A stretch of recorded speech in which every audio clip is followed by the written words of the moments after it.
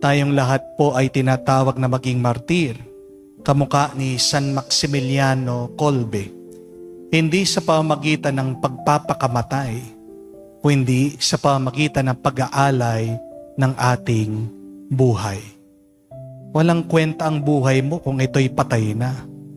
Mas mahalaga ang buhay mo kung ito ay binibigay, hinahati, ginagamit pang tulong sa iba.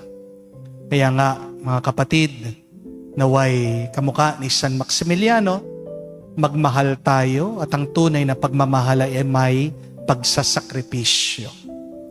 Magmahal ka para mawala ang iyong takot at pag-aalala.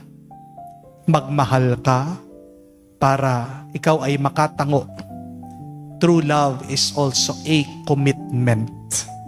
Palagi ko rin po sinasabi yan sa mga kinakasal ko, na ang tunay na pagmamahalan ay ang pagbibigay ng oo, hindi lang sa araw ng kasal, kundi ang pagbibigay ng matamis na oo araw-araw.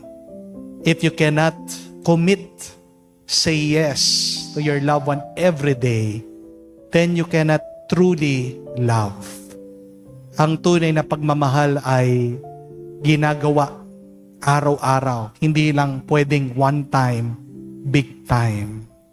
So, may you say yes every day to God and to God's mission. Saan ka ba tinatawag ng Diyos? Saan ka tinatawag ng Diyos na maging Maximiliano Kolbe sa iba?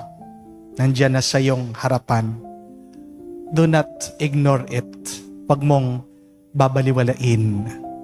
Naway pagkalooban ka ng lakas ng Diyos sa pagiging tapat mo sa iyong pagmamahal at sa iyong pag-aalay ng iyong buhay.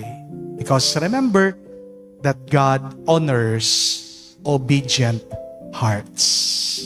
Sumainyo ang Panginoon. At sumaiyo rin. At kayo basbasa ng Diyos makapangyarihan sa lahat, sa ngalan ng Ama, ng Anak, ng Espiritu Santo. Amen.